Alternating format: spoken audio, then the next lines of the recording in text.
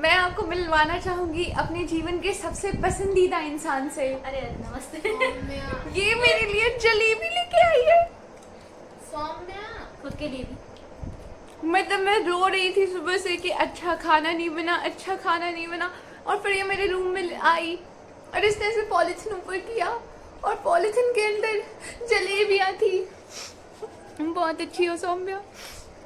She is the most important person for me right now until the jalebi ends. Hello दोस्तों, नहीं मैं vlog बना रही हूँ ना, शांति से देखो। हेलो दोस्तों, तो आज से 1.5 साल पहले, नहीं 1.5 साल पहले भी नहीं, मेरा पूरा आउटफिट दिखा। बहुत ही साल पहले, शायद 2 साल पहले हमने बनाई थी एक मूवी, जिसकी मेन लीड मैं थी गाइस। ठीक है। और उस मूवी, वो मूवी जो थी वो मेरी, मेरा तारीफ कर। मैं डायरेक्टर थी उस मूवी की, हर जॉब। और वो मूवी जो है चित्र भारती में सिलेक्ट हो गई थी।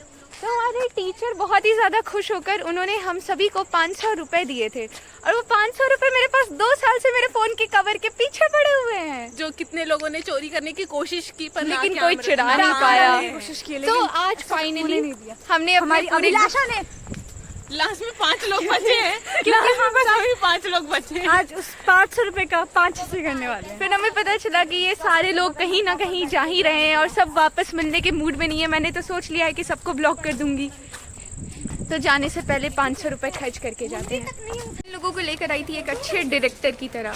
जितने पैसे मुझे मिले थे ईमानदारी से शेयर करने, और ये सब ऑटो के पैसे और मैगी के पैसे के लिए मेरे से पेटीएम करवा रहे हैं। अपना था अमीर दोस्त बनाने का, मैंने लीचड़ दोस्त बनाया। मैगी नहीं, इन्होंने अमीर दोस्ती बनाए थे, 3 साल बाद इनके साथ रहते थे लीचड़ में। मैं तो ऑनेस्टली पैसे लौटा रही हूँ। मैं यही बोलूँगा, हम दिल से अमीर है, ठीक है, पैसे हो या ना हो वो मतलब नहीं रखता। बहुत मतलब एकदम चुन चुन के लीचड़ दोस्त बनाए भाई।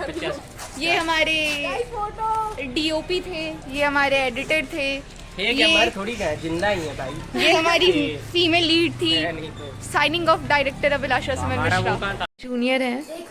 और ये आई थी रैंडमली हमारे रूम में कॉफी लेकर आ गई और रैंडमली मेरे केटल में दूध गर्म करवा लिया और रैंडमली अब कॉफी। क्या कर रही हो, क्या कर रही हो, क्या कर रही है?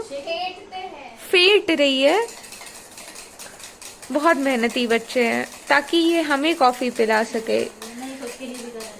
हाँ, थोड़ा सा खुद के लिए। और ये दूसरी वाली बस आ गई है, दूध उबल गया, दूध उबल गया, कप खंगाल लिया, कॉफी फिट आ गई, तब ये आई हैं। नहीं तो दोस्तों, मैं थी सोई हुई, जो कि मैं हमेशा करती हूँ 24 में से 28 घंटे। और मैं उठी तो मेरे रूम के सामने ऐसे भीड़ थी और मेरे फ़ोन पे बैक टू बैक कॉल्स आ रहे थे। और मुझे अनुकृति जी ने बताया कि ये भीड़ और ये बैक टू बैक कॉल्स, कोई भीड़ नहीं थी, चुप हो जाओ, कॉल आया था। चुप हो जाओ, मतलब कॉल्स की भीड़ थी। लोग पार्टी कर रहे हैं दोस्तों, और ऐवी ही पार्टी नहीं कर रहे हैं, हमारे लिए फेयरवेल की पार्टी कर रहे हैं। मतलब जस्ट बिकॉज हम अनऑफिशियल वाले फेयरवेल में नहीं जा रहे, लोग में हॉस्टल में फेयरवेल दे रहे हैं। और उसके बाद हमें पता चला कि एक जगह नहीं हो रहा, ये 2 जगह हो रहा है दोस्तों। और फिर हमें किसी ने बुलाया और हमें मिले रसमलाई के 3 डब्बे। अब अगर आप सोच रहे हैं कि ये रसमलाई कहाँ से आई, ये मेरे भ्राताश्री ने भिजवाई है, शांतनु भैया ने। लेकिन हमें नहीं पता क्यों, क्या उनका प्रमोशन हुआ है, क्या उनकी जॉब लगी है। तो हमारा फेयरवेल है। 1 मिनट, इसको दिखा देते हैं। ये हड़बड़ी में दिख रही है जूनियर। हाँ, इसने हमारे लिए पास्ता बनाया है। यार सही है यार, मेरे जैसे सीनियर्स को भी फेयरवेल मिलता है, बढ़िया है, बढ़िया है। फ्लेक्स करूंगी। इमेजिन नहीं किया था अपने 3 साल के पूरे कॉलेज लाइफ में कि मुझे ये भी देखने को मिलेगा। तो इसकी क्या गारंटी है कि बड़े वाले प्लेट में ज़्यादा नहीं मिलेगा लोगों को? यू कैन टेक मोर, जितना भी है आपके लिए है। अरे नहीं, हमारे पास वो बचा है अभी। और ये बर्तन भी धो रही है, लाइक बस ये पार्ट टाइम जॉब है। क्या ही बोलूँ मैं नहीं करती ये सब। जूनियर्स ज़्यादा मैच्योर हैं सीनियर से, ठीक है। कि मेरे आसपास इतने काइंड और मैच्योर लोग हैं, जैसे कि ये और जैसे कि ये, तो फिर मैं ऐसी क्यों हूँ? मैं बैलेंस बनाने के लिए हूँ। अभी तो मेरा भी यही दो रही है। नहीं, लेकिन आपने इसको भी देखा होगा, इसको भी देखा होगा, मेरे बाकी फ्रेंड्स को भी देखा होगा, और फिर आप सोचते होंगे कि इसके आसपास तो काइंड लोग हैं, ये ऐसी क्यों है। मैं हाँ वो नहीं दूँ बैलेंस बनाने के लिए होंगी। ये किसी को तो बुरा होना पड़ेगा ना दुनिया में, तभी अच्छे लोगों की कद्र होगी। हमारे पहल का पहला बर्थडे है और हम विमोचन करवाने आए थे और अब हमसे पौधे लगवाए जा रहे हैं। बस इस मौसम में पर्यावरण दिवस। पहल के एडिटोरियल शिप के आखिरी महीने में मैंने पौधा बहुत ही लगाया। पुण्य का आज काम तक किया है। जितने भी पाप किए हैं सब धुल गए हैं। सारे पाप मिट्टी में दफन हो गए हैं पौधे के साथ। अब ये पाप का पौधा बनेगा।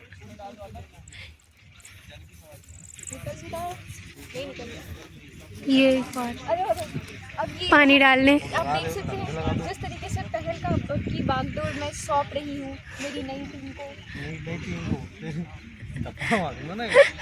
अरे व्लॉग के लिए कंटेंट डालो। ये जैसे इस पौधे में ये लोग पानी डाल रहे हैं, वैसे ये लोग पहल को भी हरा भरा रखेंगे, इसकी आकांक्षा करती हूँ मैं। इधर आओ, इधर आओ, तुम भी नई टीम में हो। मैं पौधा पकड़ी हूँ, तुम नीचे से पकड़ो। हाँ, तो आप देख सकते हैं नई टीम को मैंने कारोबार सौंप दिया है। आप लोग पहल को ऐसे ही हरा भरा रखिएगा, ये मेरी आकांक्षा है। मैं देखूँ इस नई टीम में मैं भी हूँ गाइस। हाँ, ये भी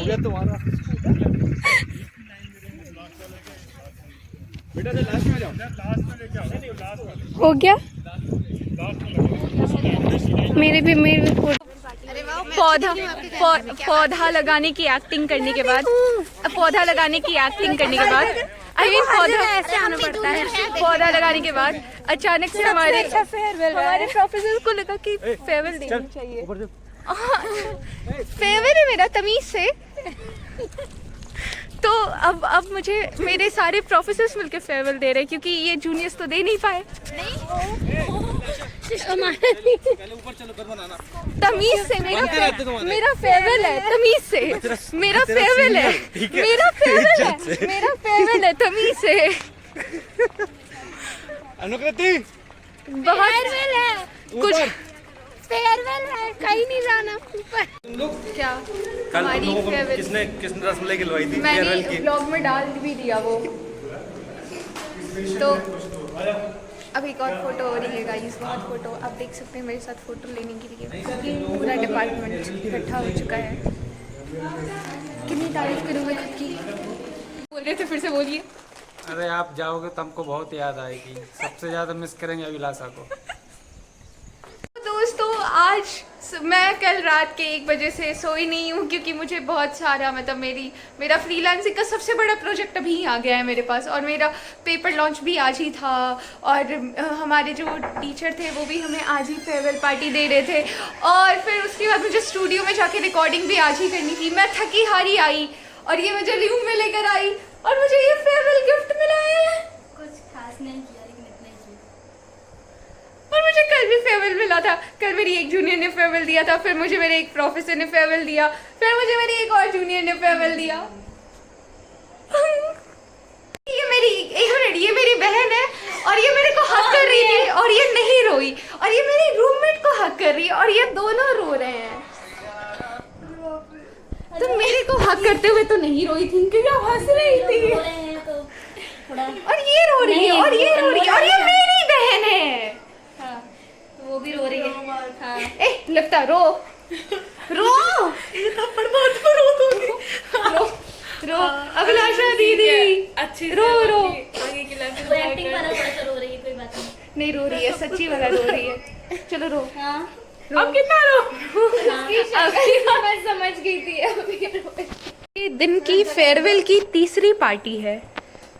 इतनी पार्टीज अटेंड कर रही हूँ, मतलब जो हम लोग रो रहे थे कि फेयरवेल नहीं मिला, रोज ही फेयरवेल मन रहा है। आपको बताया था कि मेरा फेयरवेल चरम सीमा पर है और इसके में 4 चांद लगाने आई है। ये एक बार प्लीज इसको पढ़ो,